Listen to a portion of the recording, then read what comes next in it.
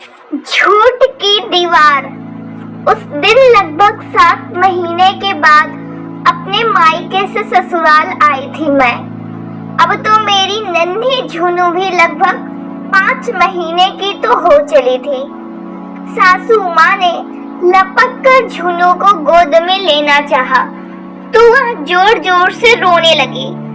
दरअसल इतने दिनों से तो मैं अपने मायके में थी। ऐसे में मेरी गुड़िया के लिए उसके पापा को छोड़कर बाकी चेहरे अनजान लग रहे थे।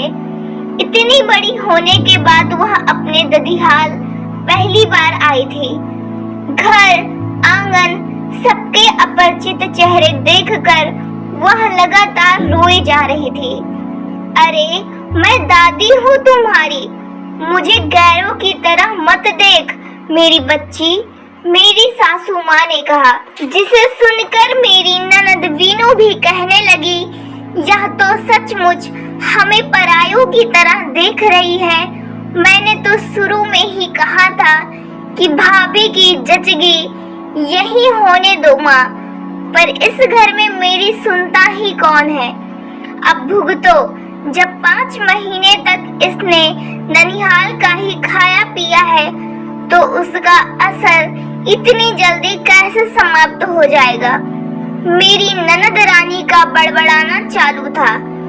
वैसे तो जब से इस घर की बहू बनकर आई थी मैं, ननद रानी का व्यवहार मेरे साथ बहुत अच्छा नहीं रहा था।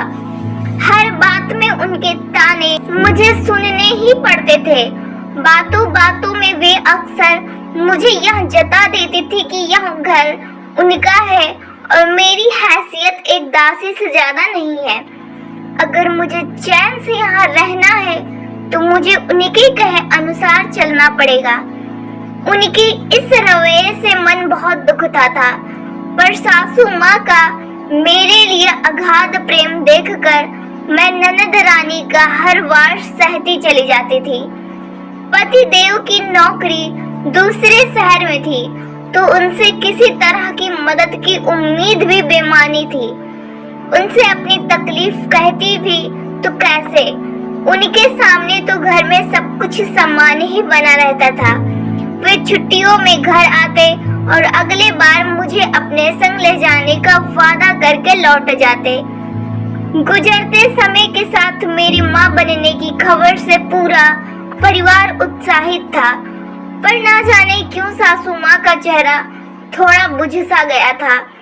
अपने मन का वहम समझकर मैं इस बात को झुठलाती रहती। खैर, मैं तो इसी बात से खुश थी कि इतनी बड़ी खुशी की खबर पाकर मेरी ननद रानी का मेरे प्रति व्यवहार बदल जाए। पर वही ढाक के 3 बात उनका रवैया मेरे प्रति रूखा ही रहा। अब तो सासू माँ का प्यार भी पहले जैसा नहीं रहा। मन ही मन में बहुत परेशान रहा करती थी। वैसे तो मेरे खान पान का विशेष ख्याल रखती थी, पर उनकी उदासी का सबब मेरी समझ से परे था। देखते देखते मेरा 7वां महीना शुरू हो गया था। एक दिन सासू माँ की छाती में अचानक बहुत तेज दर्द उठा। परिवार वालों के साथ साथ मैं भी उन्हें देखकर बहुत परेशान हो गई थी। आनन फानन में उन्हें अस्पताल ले जाया गया, जहां डॉक्टरों ने जांच के बाद कुछ दवा वगैरह देकर घर पर ही आराम करने की सलाह दी। उन्हें घर आया देखकर मैं बहुत खुश थी। हालांकि गर्भावस्था के दौरान मुझे खूब उल्टियां होती थी, पर मैं अपने दुख दर्द भुलाकर सासू माँ की सेवा करती रही। वे बहुत जल्द सामान्य भी हो गई, पर उनके शुरुआती प्रेम से मैं महरूम ही थी। उसी दिन तो हद ही हो गई जब सासू माँ ने मेरे ससुर जी से मेरी जचगी के लिए मुझे मायके भेजने की बात कही। उन्होंने ससुर जी ने अपनी खराब तबीयत का हवाला देकर कहा कि उनसे यहाँ सब कुछ नहीं संभलेगा। ससुर जी ने चुप रहकर सासू माँ की बात का समर्थन किया, पर मेरी ननद बीनू ने इस बात का विरोध किया। उसने मेरे ससुर जी से कहा, इन दिनों माँ की तबीयत थोड़ी नासाज है तो क्या हुआ, हम सब मिलकर भाभी को संभाल लेंगे। उस दिन पहली बार मुझे बीनू के मुंह से मेरे लिए फूल झड़ते हुए प्रतीत हो रहे थे। मैं खुद भी यूं अचानक मायके नहीं जाना चाहती थी, क्योंकि मेरी माँ एक वर्किंग महिला थी। उन्हें घर और बाहर के काम के लिए मैंने चक्कर घिन्नी की तरह नाचते हुए देखा था। पापा भी नौकरी के सिलसिले में अक्सर बाहर रहते थे। घर में मेरी दादी भी गठिया की मरीज थी। ऐसे में वहां रहकर मैं अपनी माँ को और परेशान नहीं करना चाहती थी। अब मेरे चाहने भर से क्या होता था। मेरे पति छुट्टियों में घर आए थे तो आनन फानन में ससुर जी ने मेरे पापा से मुझे वहां भेजने की बात पक्की कर ली। मैंने इस बारे में अपने पति से बात भी करी थी। मुझे मत भेजो मायके। अगर यहाँ सासू माँ को मेरे रहने से दिक्कत है तो मुझे अपने साथ ही ले चलो। वहाँ कोई ना कोई मददगार हमें मिल ही जाएगा। पर मेरे पति पर भी मेरी बात का कुछ भी असर ना हुआ। वैसे भी नई बहू की बातें सुनता ही कौन है। चूंकि मेरा 7वां महीना शुरू हो गया था, हफ्ते भर के अंदर ही मुझे मेरे मायके पहुंचा दिया गया। ऐसा नहीं था कि मुझे मायके जाने का मन नहीं होता था या वहां मुझे किसी बात की तकलीफ होती, पर मेरे कारण मेरी माँ और ज्यादा परेशान हो जाए मैं यह भी नहीं चाहती थी। खैर, खुशी का जबरदस्ती नकाब ओढ़े मैं अपने मायके पहुंची थी। मुझे देखकर मेरे छोटे भाई बहन बहुत खुश थे। माँ ने जब दही चीनी से मेरा मुख मीठा कराया, खुशी के मारे मेरी आंखें झलक आई थी। तेरी तबीयत तो ठीक है ना मेरी बच्ची? मेरे भरे नयन देखकर माँ ने पूछा। कुछ नहीं, बस सफर की थकान है। वो माँ की तबीयत अब ठीक नहीं रहती तो ना चाहते हुए भी इसे लेकर आना पड़ा। मेरे पतिदेव अपनी सफाई पेश करने में लगे थे।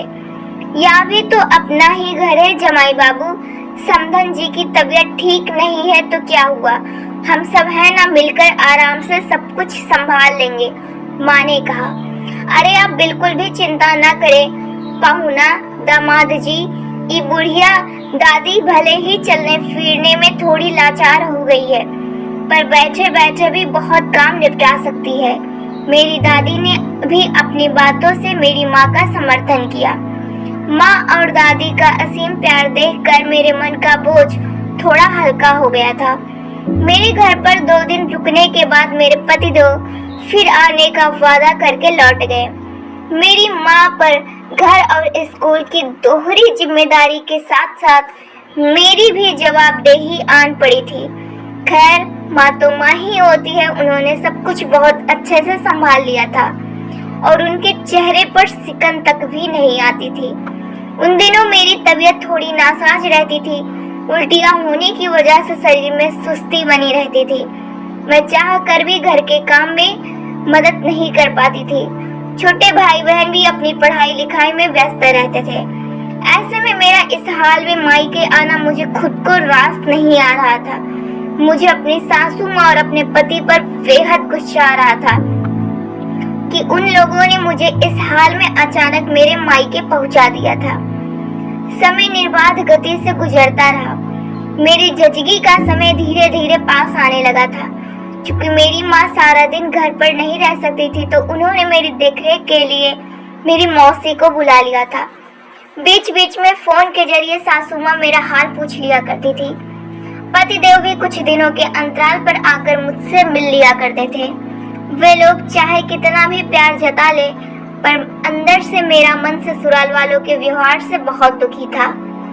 7वें महीने में तो मायके आई थी तो 9वां महीना भी बहुत जल्द ही शुरू हो गया था। पूरे मायके वालों की जान मुझ में ही अटकी हुई थी। सुबह से रात तक सब मेरी ही तीमारदारी में लगे रहते थे। उस दिन सुबह से मेरी तबीयत कुछ नासाज थी। परिस्थिति को भांपते ही माँ ने मुझे अस्पताल में भर्ती करा दिया और मेरे ससुराल वालों तक मेरी स्थिति की जानकारी पहुंचा दी गई। ठीक मध्य रात्रि में मेरी नन्ही परी का पदार्पण हो गया। मैं तमाम दुख भूलकर अपनी गोद में अपनी ही परछाई को निहार रही थी।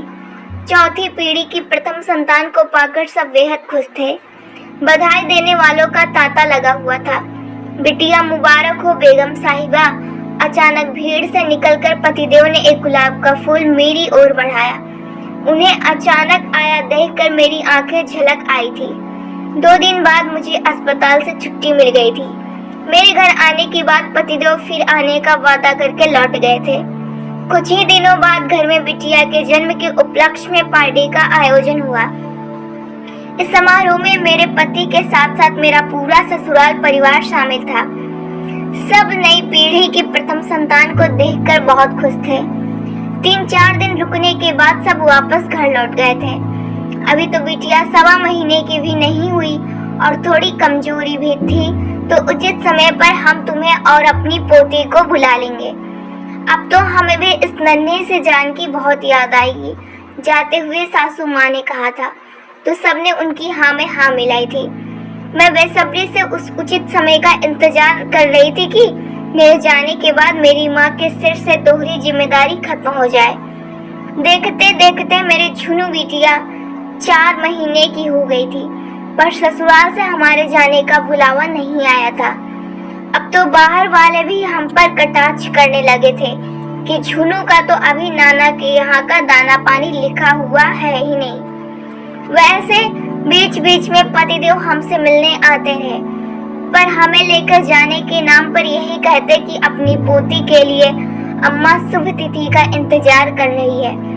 आखिरकार जिस दिन झुनू 5 महीने की हो गई, हमारे जाने की अर्थात बच्ची के लिए शुभ तिथि का ऐलान हुआ, जिसे सुनकर मेरे मन को सुकून मिल गया था। वैसे सच कहूँ तो मायके में मुझे बहुत आराम था। झुनू की देखभाल की चिंता नहीं थी, पर माँ के ऊपर अतिरिक्त बोझ से मेरा मन बहुत दुखता था। वैसे भी शादी के बाद बिटिया ज्यादा दिन मायके रह जाए तो बाहर वालों के पेट में दर्द होने लगता है। आखिरकार वह उचित समय आ ही गया और मैं अपने झुनू के साथ सबको रुलाकर अपने मायके से रुखसत हो गई। ननिहाल छोड़ते समय मुझसे ज्यादा मेरी झुनू ही रो रही थी। उसका रोना रास्ते भर जारी रहा। अब यहाँ ददिहाल पहुंचकर भी वह सबके अपरिचित चेहरे देखकर सिर्फ रोए ही जा रही थी। वह सिर्फ मुझे और अपने पापा को ही ठीक से पहचान पा रही थी। ऐसे में मेरी ननद रानी का बड़बड़ाना चालू था, धीरे धीरे पहचान ही लेगी हमें। अरे हमारे घर का बच्चा है तो हमसे कितने दूर रहेगी, सासू माँ ने झेपते हुए कहा। हमें आए हुए लगभग 1 सप्ताह हो गए थे, पर हमारी झुनू अपने ददिहाल में किसी को ठीक से पहचान नहीं पाई। वह मन ही मन अपनी नानी, मौसी, मामा सबको याद करके ठुनकती ही रहती थी। मेरे पति के अपनी नौकरी पर लौटते ही मेरी मुश्किलें और भी बढ़ गई थी। मेरे सिवा सिर्फ उनकी ही गोद में झुनू जाती थी। अब तो वह जितनी देर सोती उतनी ही देर मैं घर के काम कर पाती थी। इस बात को लेकर मेरी ननद रानी अक्सर घर में कलह किया करती थी, और भेजो अपनी बहू को मायके। इसके पहले भी मायके में आराम फरमा रही थी और यहाँ आने के बाद भी हम नौकरानी की तरह खट रहे हैं, और ये आराम से बच्चों को गोद में लिए बैठी रहती है। रोजाना यही रटे रटाए डायलॉग सुनाकर जीना हराम करके रखा था। उस दिन घर में कोई नहीं था और सासू माँ किसी से फोन पर बातें कर रही थी। बहू शब्द सुनकर मेरे कान खड़े हो गए। मैं ठिठक कर उनकी बातें सुनने लगी। मैंने जानबूझकर बहू को उसके मायके थोड़े ही ना भेजा था। उसे अचानक मायके भेजने के फैसले से उसकी माँ को थोड़ा कष्ट जरूर हुआ होगा, पर मैं क्या करती, मैं भी तो मजबूर थी। बीनू को तो तुम जानती ही हो, हमारे लाड प्यार के कारण वह बचपन से ही थोड़ी जिद्दी हो गई थी। रही सही कसर हमारे पड़ोसियों ने पूरी कर दी। बगल वाले जिग्नेश जी के परिवार में 4 बहुएं हैं और उनकी इकलौती बेटी कंचन बीनू की सहेली है। उनके यहाँ बहुओं की कोई कद्र नहीं है। सास ननद के सामने उनकी हैसियत नौकरानी जैसी है। वही सब देख सुनकर तो बीनू बड़ी हुई है और वैसा ही व्यवहार वह अपनी भाभी के साथ करती है। हमने बहुत कोशिश की बेटे की शादी के पहले उसका ही ब्याह कर दें, पर ये नहीं हो पाया। बहू को पूरे 9 महीने उल्टियां होती रहती, ऊपर से बीनू का ऐसा अकड़क स्वभाव, इसलिए मैंने अपने बीमारी के बहाने ही उसे उसके मायके भेज दिया। अब ऐसे हाल में उसे उसके पति देवेन के साथ भी नहीं भेज सकती थी। नई जगह जाकर मेरे बेटे के ऑफिस जाने के बाद वहाँ तो बिल्कुल अकेली पड़ जाती। भले ही उसकी माँ वर्किंग है, पर माँ जैसी ममता और देखभाल और कहाँ मिल सकती थी। कहती हुई सुबक रही थी सासू माँ। उनकी बात सुनकर मेरी आंखों से अश्रु की धारा बह निकली। अब मुझे माजरा थोड़ा थोड़ा समझ आने लगा था। सासू माँ का प्यार कहीं गया नहीं था। उनकी भावनाएं मेरे ही भले के लिए कुछ पल के लिए थमसी गई थी। इसलिए कहा गया है कि सत्य कभी कभी झूठ की बदली में छुप जाता है। उनके बरसते ही सत्य अपने असली रूप में आ जाता है, जिसे मैंने उस पर महसूस किया। बस एक ही सवाल मेरे जहन में कौंध रहा था कि अगर मेरी जगह पर परिवार का कोई और सदस्य होता तो क्या उसे भी बाहर का रास्ता दिखाकर अपनी जिम्मेदारियों से मुंह मोड़ लिया होता। सच दोस्तों, जहाँ बहू को 1 घंटे भी मायके में बिताने के लिए ना जाने कितनी ही मिन्नतें करनी पड़ती है, वहीं छोटी सी भी जरूरत आन पड़ने पर बिना कुछ सोचे उसे मायके के सहारे छोड़ देना कहाँ तक उचित है।